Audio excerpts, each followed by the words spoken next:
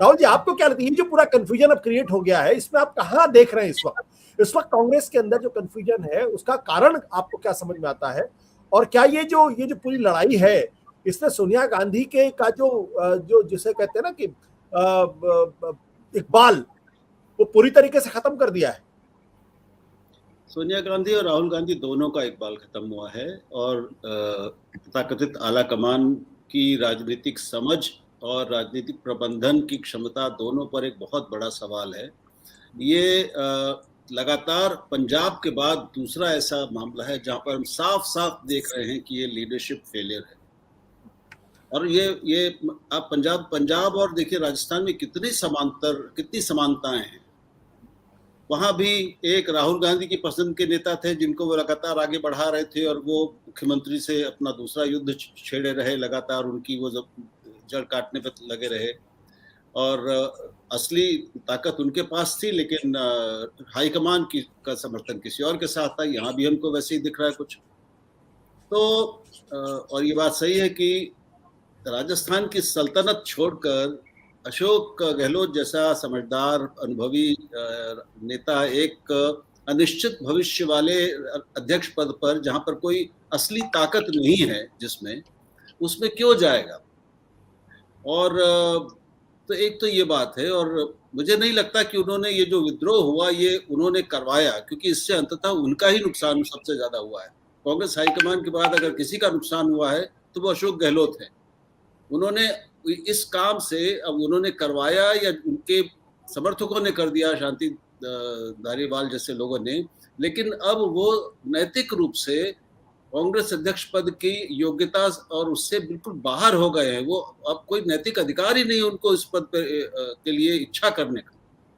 एक अपनी पार्टी में, अपने ही राज्य में कांग्रेस आला कमान के खिलाफ विद्रोह कराकर कोई आदमी उसका अध्यक्ष कैसे बन सकता है? तो अब वो उससे बाहर हैं। अब वो अब भी लड़ते हैं तो फिर उनके ऊपर एक तो संदेह की पूरी गुंजाइश बनी रहेगी। मैं समझता हूं कि वो सोनिया गांधी जी से मिलने आ रहे हैं तो शायद सबसे बड़ा काम उनका लक्ष्य यही होगा कि वो अपनी यही उनको समझाएंगे कि मैं इसमें शामिल नहीं था, ये मैंने नहीं करवाया, ये कुछ और लोगों ने करवा दिया। अब उसके पीछे कोई और कहानी हो, लेकिन वो कम से कम अशोक गहलोत की नहीं होगी, ऐसा मुझे लगता है। क्योंकि उनका अपना जो राजस्थान में राजनीतिक कद है, वो हमें भले ही लगता हो कि वो उन्होंने पकड़ अपनी साबित की है, लेकिन दरअसल उनका नैतिक कद घटा है, कमजोर हुआ है। कोई मुख्यमंत्री ऐसा कैसे कर सकता है? अब सवाल यह है कि उनका खड़े होना अपने दिग्विजय सिंह का, जैसे हम सभी मित्र हमारे बता रहे हैं, वो बिना हाईकमान, बिना सोनिया गांधी की और राहुल गांधी की शह के और इच्छा के वो भी नहीं हो सकता।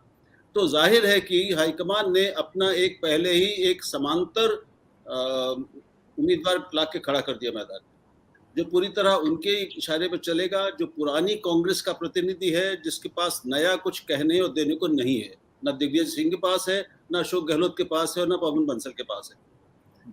कांग्रेस को चाहिए एक युवा नेतृत्व, युवा अप्रोच और युवाओं को अपनी ओर आकर्षित करने की क्षमता।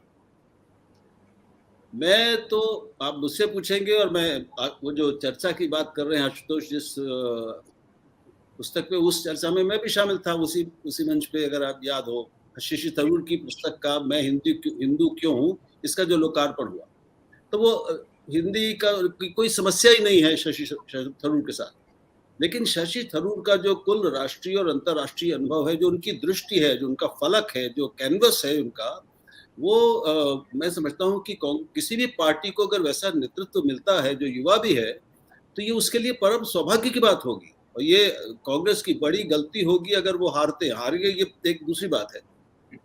तो लेकिन योग्यता की दृष्टि से, कांग्रेस के भविष्य के लिहाज से, जो भविष्य की, आज की और भविष्य की चुनौतियां कांग्रेस के सामने हैं, और उससे जिस नए युवा वर्ग को अपनी ओर लाना खींच के, उन सब की अगर उस कसौटियों पे कसेंगे तो उनके बराबर इन तीनों में से कोई व्यक्ति टक्कर नहीं ले सकता। सत्य हिंदी का ऐप डाउनलोड करें गूगल प्ले स्टोर पर।